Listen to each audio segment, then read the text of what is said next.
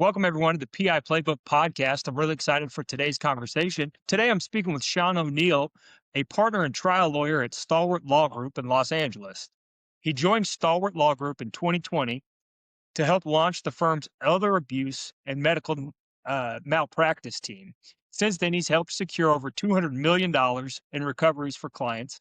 Most recently, Sean led a team of a trial that resulted in a $28.7 million verdict for a client who was left paralyzed from an anesthesia error, a case that made the Daily Journal's top verdicts list in 2024. Sean, thanks for joining us and welcome to the show. Oh, thanks, Adam. Thanks for having me. Appreciate you having me. Yeah, of course. So I kind of want to start with the pivot from working on the defense side to switching to working for injury victims. Tell us kind of what made that move necessary and how that's been going for you since you made that switch. Yeah. So like you said, my trajectory or my path to doing medical malpractice plaintiff's work is kind of unique. I actually started off, like you had mentioned, I was doing international trade litigation and lobbying for U.S. Steel in Pittsburgh, Pennsylvania. And I never really wanted to do the corporate work, but I think it actually ultimately helped me. I always wanted to be in the courtroom and I had an opportunity to come back home. I'm from Southern California and work for a really well-known medical malpractice defense firm in Manhattan Beach. And doing that work was really great. I learned a lot about how insurance companies work, how I learned a lot about medicine working for these guys. But ultimately my heart was always with the plaintiffs and, you know, um, the idea of getting justice to me didn't mean trying to get the best results for the doctors and seeing what I thought was a hole in the marketplace with some of the plaintiffs lawyers that were doing the work.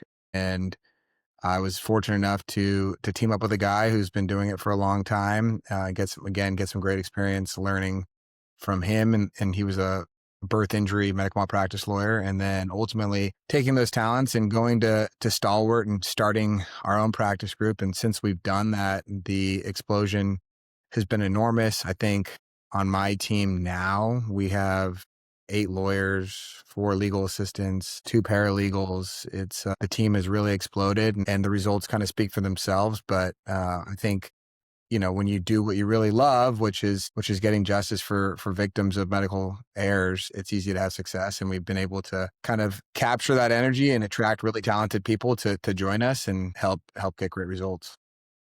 That's great. So you've only been practicing with Stalwart, or you launched this team Yeah. about 5 years ago, right? Yeah. So my partner, Dylan Ruga, we're entering year 10. Stalwart's been around, but in the first 5 years, they did primarily products liability, personal injury, and some employment matters with also some legal malpractice work. And I was kind of at a crossroads, having some monetary disputes with the guy I was working for and kind of just trying to figure out what I wanted to do next. Nobody would give me a line of credit to start my own firm. So I had cases, I had experience, I had results, but nobody was willing to give me a line of credit. And then Dylan Ruga, who was sending me cases, who started Stalwart, I approached him. I said, look, man, I really want to take these cases. I just don't have a way to finance them. And he said, well, what would it take? And we kind of had a meeting of the minds. And he said, look, I don't really think you can create a successful medical malpractice team or firm. It's expensive, it's risky. And I told him I knew we could.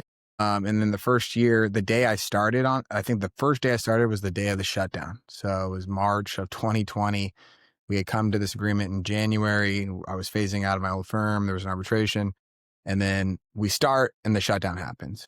And, there was another point where Dylan could have said, look, this isn't going to work. And he didn't, and he stuck to his guns and he stuck to his deal. And we had success considering 2020, and we were able to make money in a very difficult year doing medical malpractice. And then in 2021, we had tremendous growth. And then 2022, we continued to double and triple what we were doing. And at that point, we also purchased or acquired a very well-known plaintiff's medical malpractice lawyer nationally named Stephen Heimberg, and he's a doctor lawyer. And as he was looking to transition to his next phase of practice, because he's in his 70s, we were able to team up and give him a place with young, talented lawyers that could litigate his cases as he took a step back from the everyday grind of litigation and offering more of a strategic role and also having a place where his cases could be litigated. So Dylan and I, we kind of transformed when we teamed up to kind of transform the firm. Now, I think almost all of our success right now is in our medical malpractice team, and we still have very talented lawyers who do personal injury, and we're still growing there and do legal malpractice. But I think we've transitioned from a medical malpractice team to a medical malpractice firm. And through that partnership, Dylan and I'm now an equity holder in Stalwart, and we run this thing together as partners, and it's been fantastic. Very good. Very good. Now, when you were building this thing, in light of the government or not the government, the entire basically country shut down, Yeah. entire world shut down, 2020.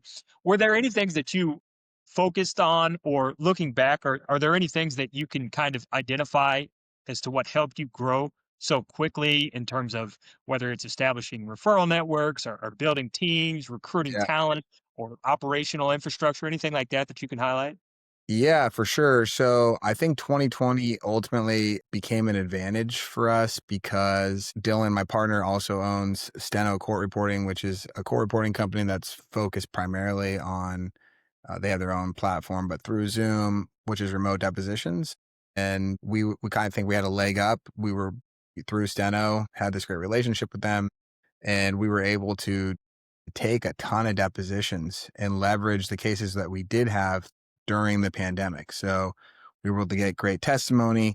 Also, when people were more available, I just picked up the phone. So lawyers that didn't know what to do with the pandemic, didn't know where they wanted to send their cases, we gave them a place to send cases. And people, unfortunately, were still suffering injuries or had cases that needed to be litigated. And we're able to forge some really great relationships just by picking up the phone and doing Zoom chats just like we're doing now. And we were able to really build out this great referral base through contacts during that time period when there was a downtime and not everybody was in trial or in court or speaking somewhere. It was an opportunity to connect with lots of people, and we took full advantage of that. Steve Heimberg, for example, the guy who we ultimately acquired, I think my relationship with him, I had a relationship with him before 2020 and someone I always looked up to, but during the pandemic, I was constantly picking his brain about cases. And I think that those conversations ultimately led to us being a place where he wanted to bring his cases and allowed us to acquire his firm. Now, when you look at your incoming caseloads and looking at your track record, you obviously are getting a very good cases and getting the most out of those cases. How are you kind of thinking about these types of cases on the front end to justify the time and resources, especially in MedMal and cases like this where they can quickly become a drain if it's a bad case? How are you kind of looking at it and analyzing those on the front end?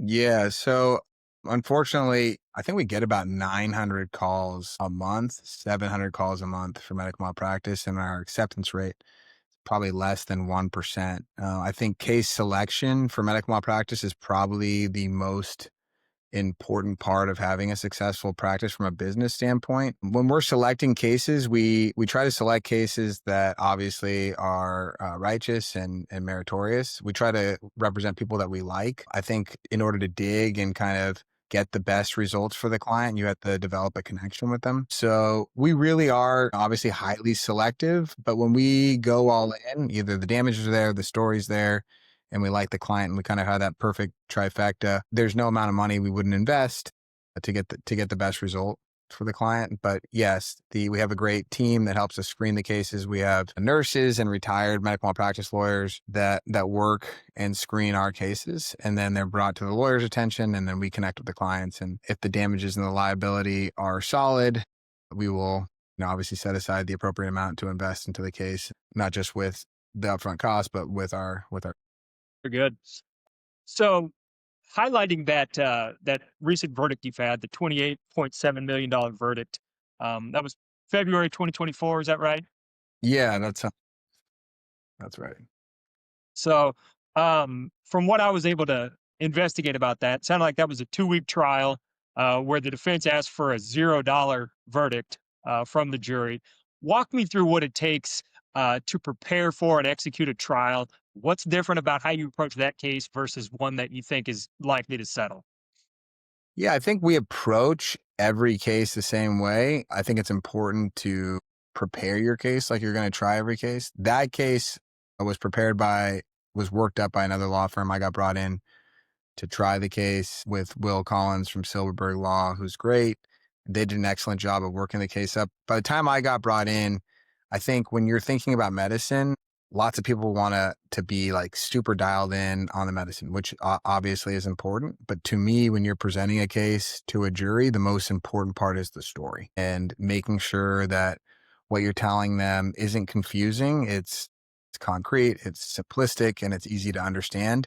I think from a plaintiff's perspective, you are going to lose the case. The more confusing it sounds with medicine and the more ambiguous it sounds, the more likely you are to lose. So our job was really to dive through all the depositions that they had taken, to look at the exhibits and the testimony and the records, which was a lot, and come up with a clean, cohesive, easy to digest narrative. And then the other thing I think is really important is we use lots of not just demonstratives with exhibits or pictures on the wall or books, but we had a life-size dummy because we wanted to show how you actually intubate people and what the process looks like. So we had laryngoscopes and we had tubes and we had a body and we had a mask and we did bag masking. So when we're asking questions, I'm actually doing those things so the jury can see what's happening. Want to make it more of an interactive, entertaining experience as opposed to just asking kind of in a monotone, boring way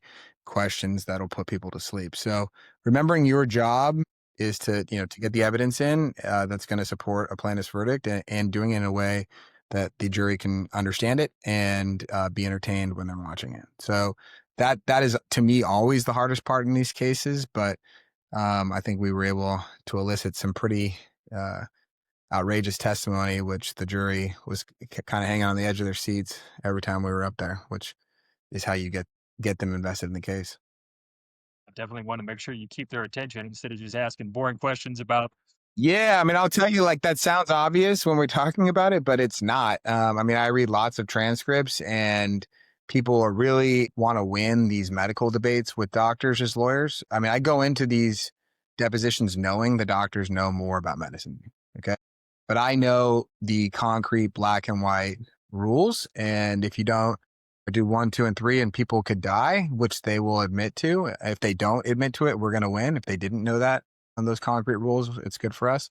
If they do know it and those bad things happen, it's good for us. So I like to ask questions that no matter how they answer, it's going to be good. And then kind of referring back to those themes. In that case, I think our major theme was, does the truth evolve and change, or do stories evolve and change? There was lots of kind of after the fact record changes, and the doctor had a piece of paper that she brought out for the very first time in trial that she claimed was in her closet for years, which was like, kind of absurd and ridiculous. And I think some lawyers' gut reaction might be, well, if that has never come out before, when she shouldn't be able to bring it. Where I was like, let her do it, and let's crucify her with it and make her look like the liar that she is for obviously a fake handwritten document that was not in the 3,000 pages of medical records, but apparently sitting in her closet until the day of trial. And, trial is a credibility game. I think doctors think they can get away with it, and they maybe can more than a plaintiff can, and say things that are kind of on the cusp of not being true. But, when jurors are lied to and you can point out and show them that they're being lied to, they will punish the liar, in my experience. Interesting. So every case that you guys take in, and it's less than 1% of the 700 to 900 calls you guys get every month. Yeah. Are you when you first get handed a case file, or when you get your eyes on it first, are you kind of running through this and how you're going to tell this story to a jury as if the case is going to need to be tried? I think we're always thinking about the story. Now, that will change with depositions. To me, in medical malpractice cases, the most important piece of evidence is the testimony. So the records are never going to say I committed malpractice. You'll see, obviously, inconsistencies in the records from what we know a reasonable provider should do. However, the real kind of meat and steak and potatoes comes through the depositions. So we are constantly thinking about the theme of the case. What are these, simplistic rules that everybody can agree on?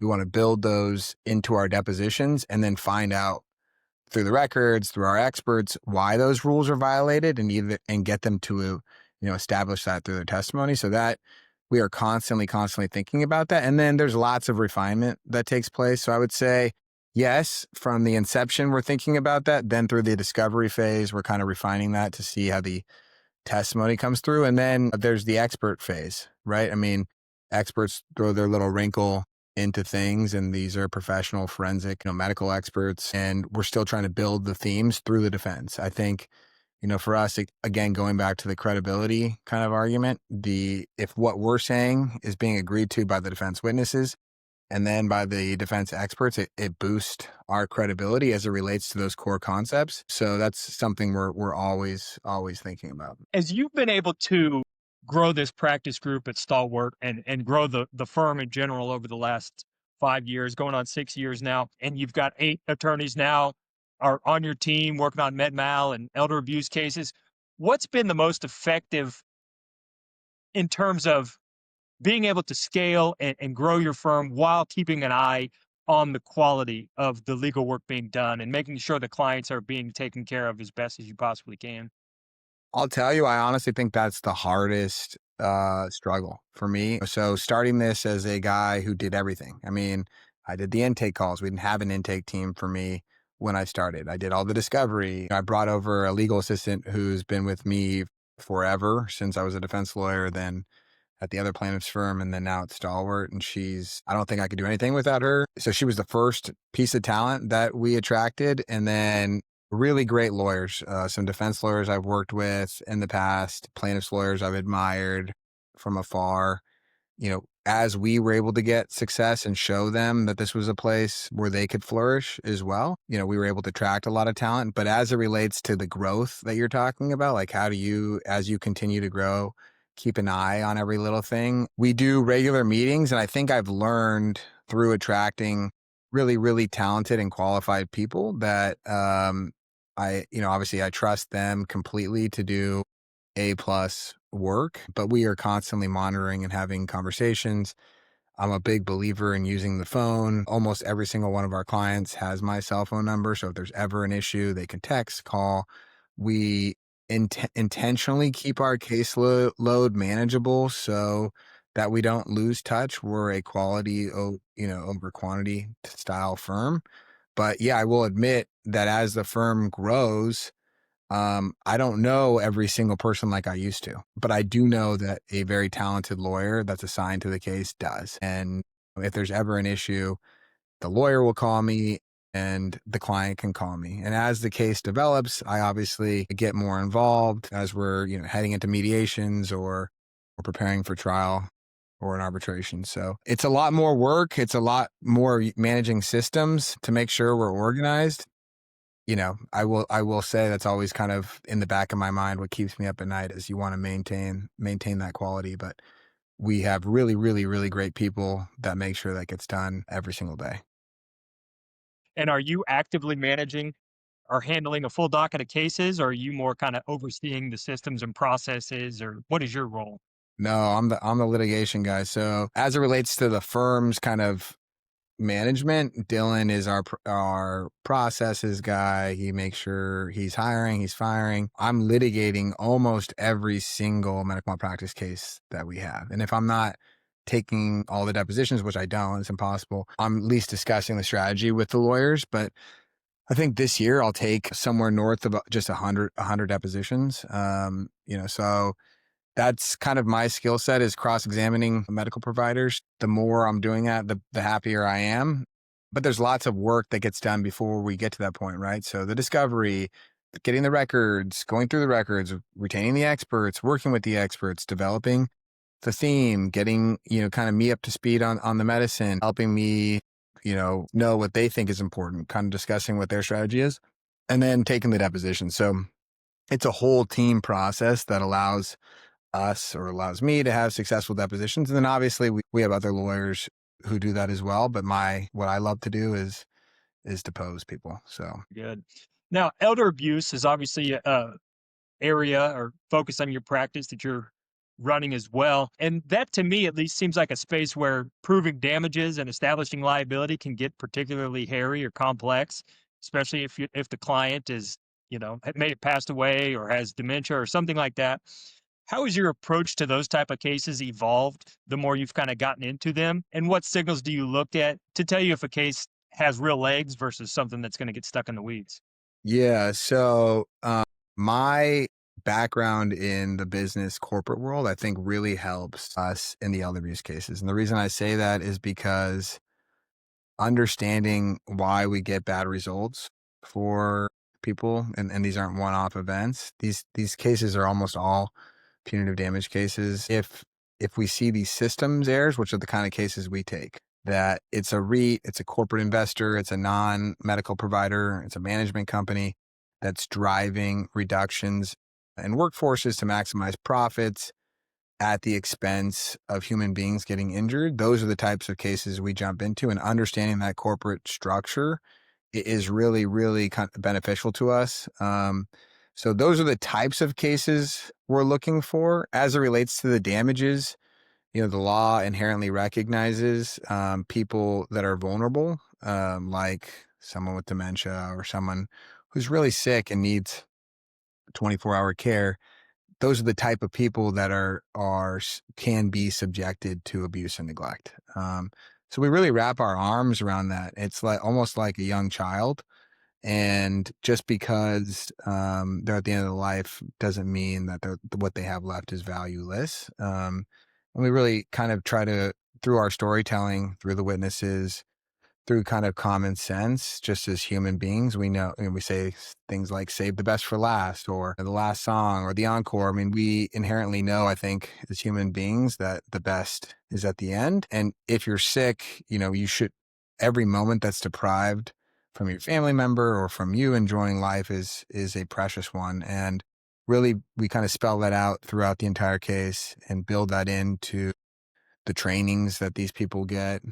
They're taught those things through the witnesses and how the relationships were with their loved one, what they like to do, who they were as human beings before, and then just kind of painting the outrageous conduct where you have this kind of population of people. Most of the time, it's government sponsored care through Medicare or Medicaid, and people actively trying to find ways to manipulate the system where they can maximize profits at the expense of a vulnerable elderly person. And I think when you were able to tell that story and show how the money moves, it really kind of removes the blindfold from the eyes and lets them see kind of just how grotesque that practice is. And I think, their verdicts is why you see these really sizable verdicts in elder abuse cases but the trick is being able to do that. I think everything is a search for the truth. And once you understand how the money moves and what the truth is and why we really end up in places like this, it can be a very lucrative practice.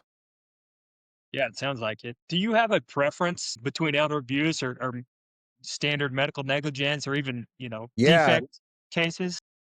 Yeah. So for me, I love the birth injury cases, and I love the elder abuse cases in particularly. I think, to me, those are both sides of the spectrum of the most vulnerable people in our population sets. There's something about working for a young baby that feels really rewarding, and same with the elderly. I think it's how we treat our elderly is really what really speaks about how we are as a society. So, I mean, I honestly believe that. And so those two patient populations, or for us, client populations, are it's very easy to get motivated to work for people that really need your help and are depending on you. For the young kids, their parents are really concerned about what's going to happen if they can't provide for them, if something happens to them, and being able to give them that relief and that sigh of relief and allow them just to be parents and not caregivers. I think it changes the lives of not just these kids, but of their entire families. To me, that's why I kind of stepped away from corporate work, because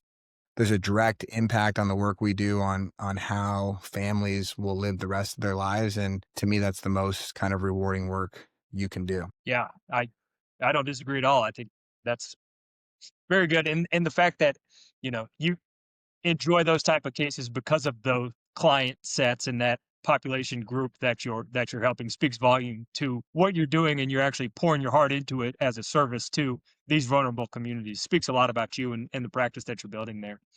Appreciate that. Um, yeah, of course. Stalwart's positioned itself on taking on complex cases and cases that other firms simply can't take.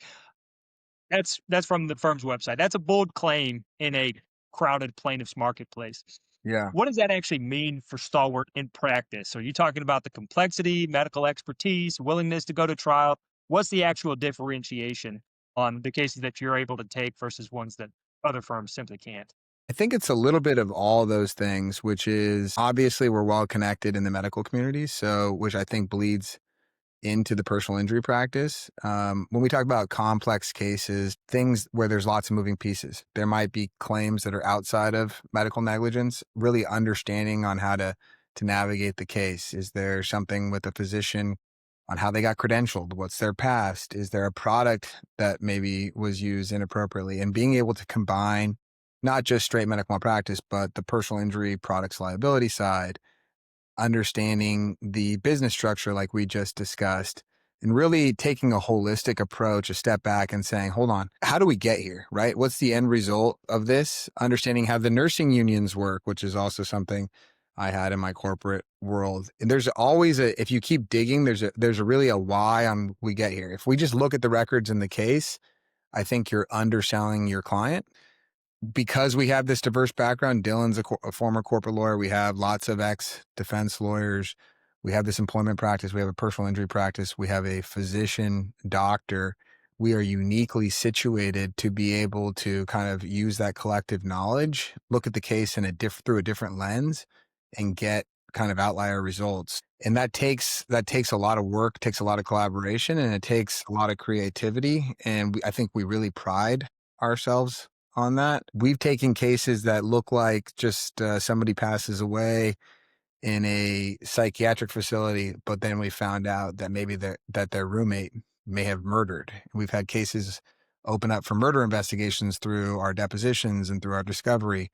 We've just uncovered horrific acts from physicians that have resulted in them losing or having their license suspended. And we do that just because we're not just prosecuting that case, but we're really having a different approach that I think is just beyond the four corners of the complaint that lets us get these fantastic results. And then also we have a really talented group of people, and we are well funded through our success. So it allows us to invest not just with time with talented people, but getting the right experts no matter where they are throughout the country to get these fantastic results. But obviously there's lots of great plaintiffs firms in California and in Los Angeles. I just think we are unique in the sense that we are also great at the medical malpractice as well, which kind of lets us see things through a different prism. You guys have helped a lot of clients. You've recovered over $150 million in the last 24 months.